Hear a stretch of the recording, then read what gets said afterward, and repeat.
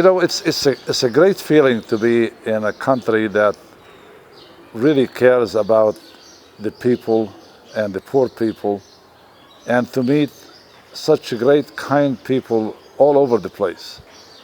I've been traveling across Nepal for the past 5 years, and I have met many distinguished leaders and also just regular Rotary members or regular people in the community that care about what is happening in Nepal and about the people that need help in Nepal. Nepal needs a lot of help from all over the world, and I'm glad that I see some other organizations are very involved in Nepal and helping orphanages, schools, hospitals. All these are essentials things for the people in Nepal, and I'm glad that the people in the world are kind enough to come and help in Nepal.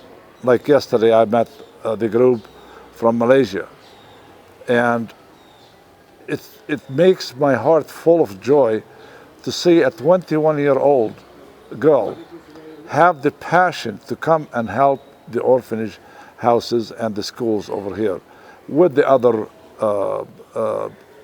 members of the organization, the foundation. So it is a joy to be around here, and I met you guys, and here we go. I mean, from one thing to another, and it's a great feeling to be among caring people. I can tell you, peace is not just like a process that you can start and you finish. Peace is a constant work that you have to do to establish peace. For us Rotarians, as for Buddhism, peace comes from helping on the bottom up. We have no control on the negative peace, and we call it, there are two kind of peace in the world: negative peace and positive peace. The negative peace it deals with wars, being afraid of to live in a community, being under stress all the time. So that's negative peace. Neither the Rotarians nor your religion, Buddhism, is able to do anything about that. But what we can do is help in the positive peace. And positive peace, anything we do in the community, from feeding children, like yesterday, at the temple, at the Vihar, feeding the children, taking care of orphanage people, add something for the education system. The hospitals, give some medicine and some surgeries and alleviate the poverty. So we Rotarians believe that in order to establish peace in the world, we have to do three things. We have to fight: is poverty, establish understanding, and education. And if you look at all of these and then you bring them together, that is what positive peace is about. So it's about how can we help now, like Buddha says, before you talk peace to them, you have to feed them first before you talk peace to them. So we have to take care of the necessity of the people. And as I looked yesterday, and I've seen yesterday, that your group from Malaysia went and visited an orphanage house next to the temple.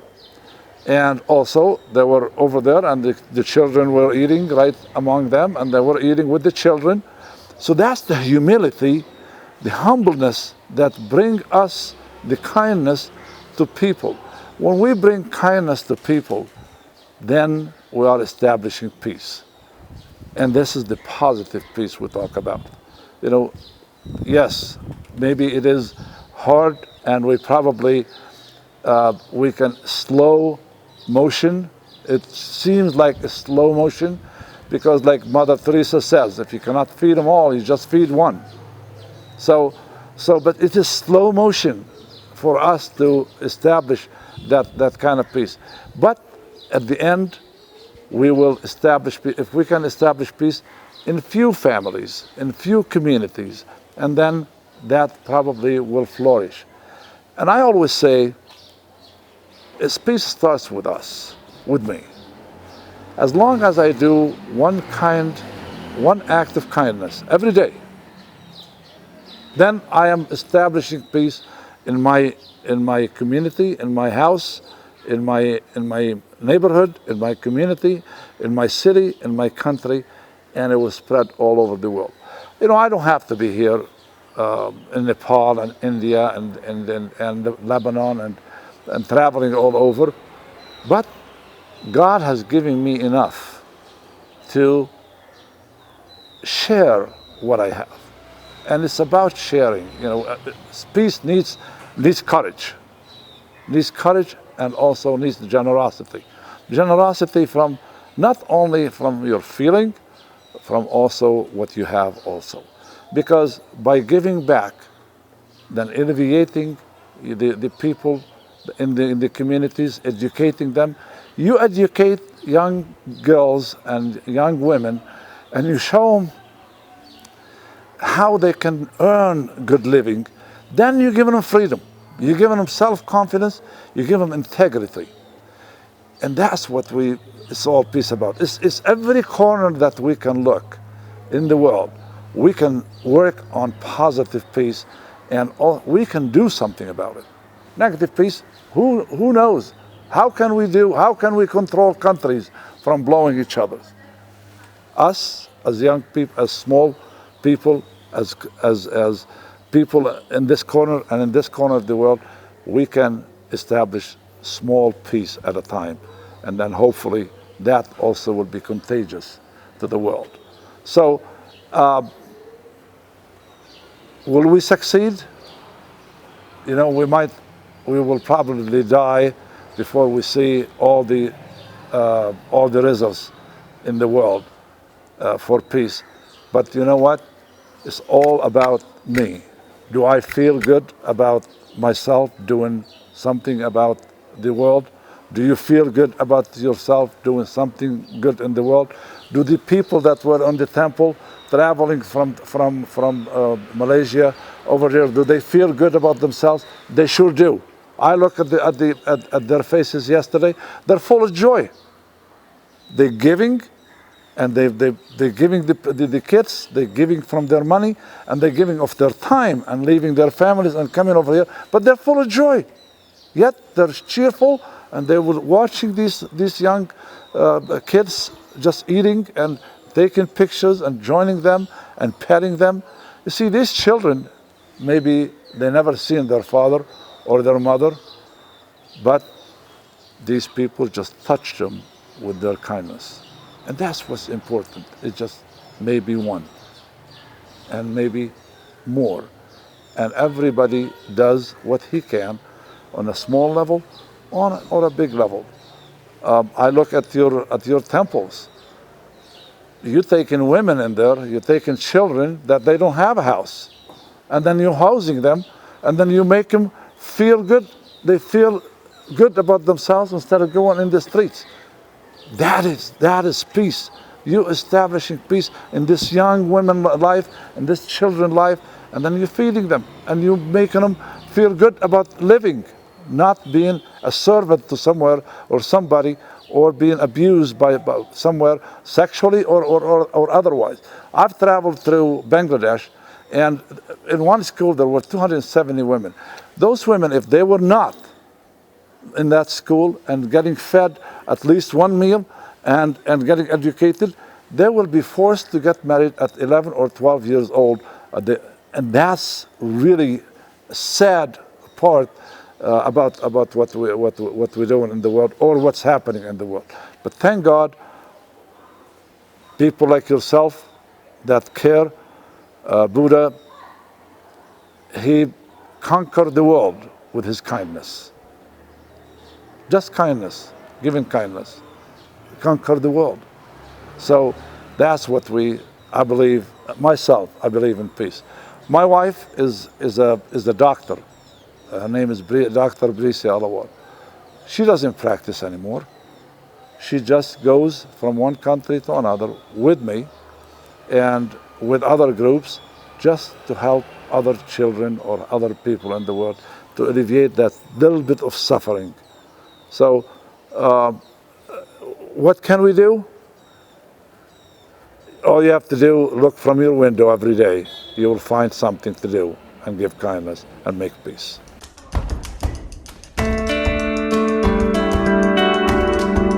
Well, you know, when political clashes happen, the small people are victim of political clashes. See, I lived in the war in Lebanon, and sometimes you are forced to take a position that is not your belief. Maybe it's a survival kind of mode that you go in. Maybe you just have to protect your village or your country or your family.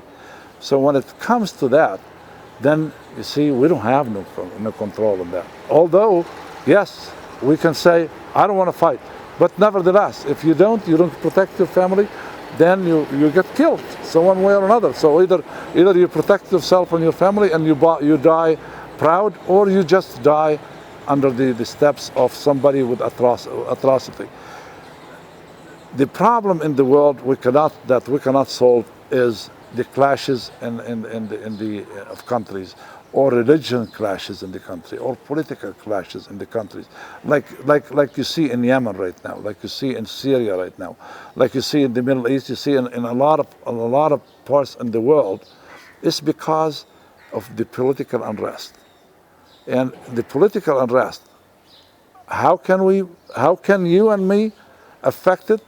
Maybe we can only talk about it and create awareness about it, and probably visit our local politicians and talk to them and say, I don't agree with this, or I agree with this. But the problem is, the people in power, you express some wrong ideas, oppose them with something, you become part of the struggle. You don't just stay outside neutral. You become part of struggle. Then they color you with that color, and that's the problem. So, how can we work on peace in the world? It's many ways. It's many. First of all, probably when election time comes, maybe we all should voice our voice. We should all go out and vote to what we believe in, not to be forced to vote for somebody else. Because Nepal has free elections. A lot of places in the world they have free election. Yet, with the free election they still have problem with their representatives. So I don't know. It is some things we can have control on, and some other things we cannot have control on. But it's what we believe in. I mean, I believe in serving others, and you believe in serving others. Buddhism just only teaches kindness in the world and give, and humility and humanitarian work. The same thing with Rotary International. We do the same thing. Just if you compare them, Rotary International, the service we provide to the world, we have over 1.2 million people in the world, with over 200 countries, with 36 clubs, just doing what you guys doing. What you guys were doing yesterday in the temple. Doing things in the world to help people in their daily adventure or daily life. Feeding them, water. Rotary has taken the mission of eradicating polio. We started in 1985 with 380,000 cases in the world. Right now, it's less than 14 new cases in Bangladesh and Nigeria and Pakistan. And Nigeria almost, past 2 years, no new cases. So what does it take? It took some dedication and some money from the Rotarians and also from our allies. The Melinda and Gates Foundation, we will not be able to do it alone. The Rotarians join hands with our young people, interact with Rotaract, with the people in the community, with big money like Melinda Foundation. Melinda Foundation, they match for us for anything $35,000 and above, $35 million a year, they match it two times. So if we raise 35 million, they match it twice. For what? For eradicating polio. Maybe there are few cases right now in the world, but if we do not keep immunizing, even in Nepal, we still immunize for that. Even in India, we still immunize for that. We immunize for a lot of stuff, but if we do not keep the effort of immunizing in the world, that polio will probably spread again in the world, and it becomes an epidemic. So it is a constant struggle for us as Rotarians, as people from Buddha, as the other religions. I can see not only Buddhism in this community, I see Christians come to the help to build some schools and some hospitals. People from all over the country, they just join hands and do it. There are so many good, kind people in the world. You don't have to join an organization to become good and be famous and be colored in that color. You just have to do it on your own. So if you have it in your heart, that's what it takes. Maybe we will succeed in establishing peace in our lifetime, and you will see it, and I will see it. Maybe not. But you know what? You look in the mirror and you say, this guy in the mirror did his best for humanity while I was on the surface of the world. That's what it takes. So it takes one individual at a time.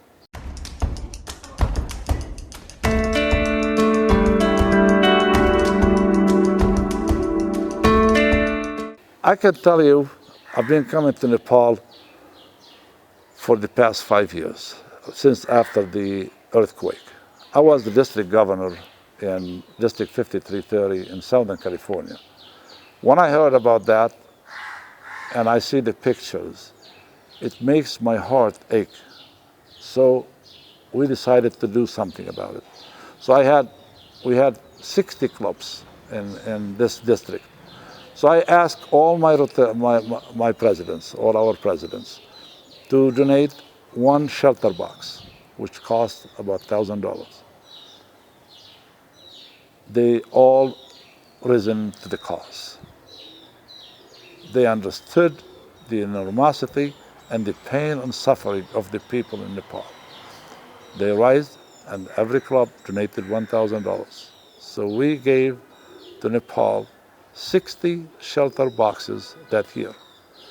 But nevertheless, I wanted to see more. I wanted to see what I can do more, individually and also as an organization.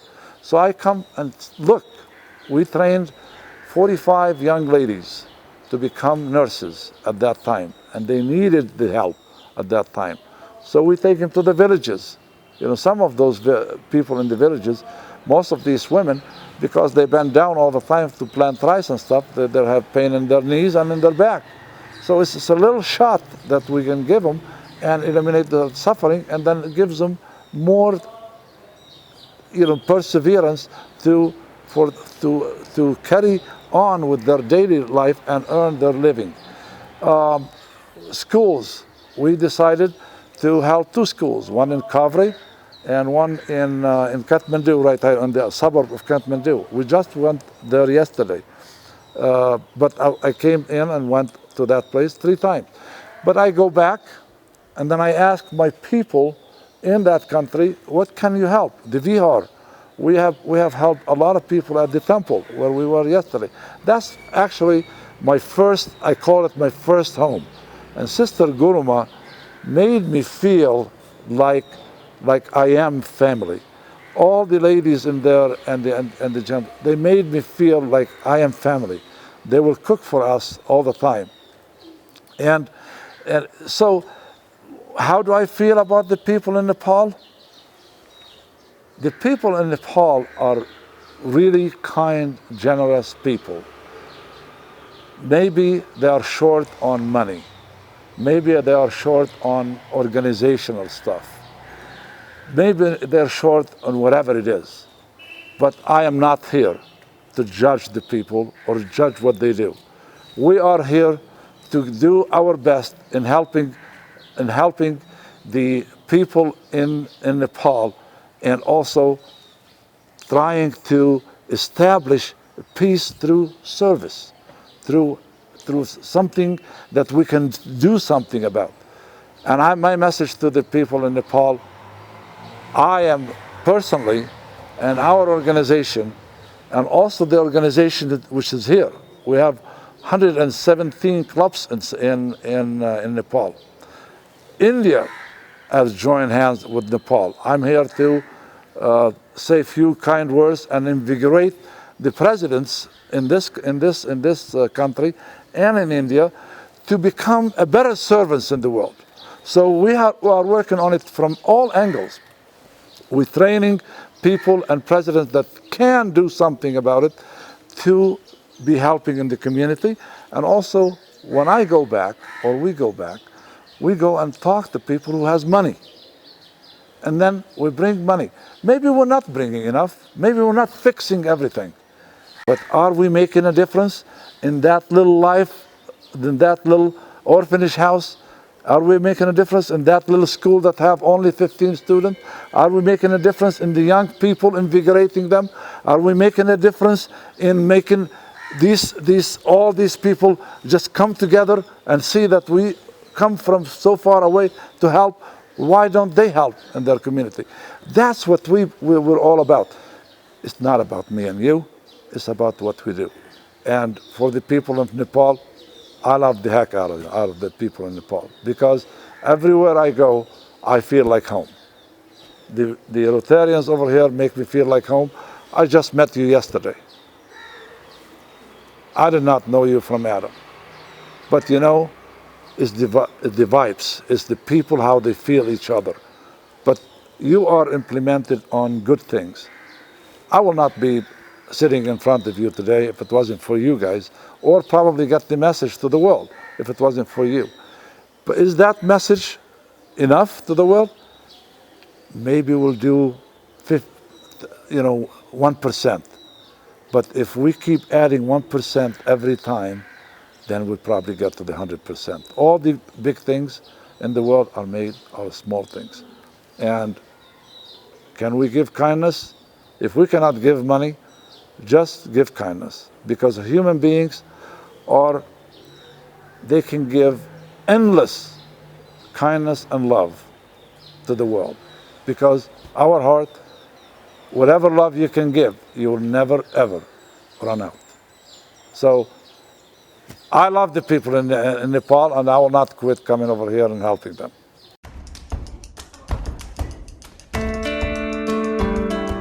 Yes, I think there is a big possibility. There is a Buddha temple right now that was built in Chino, California.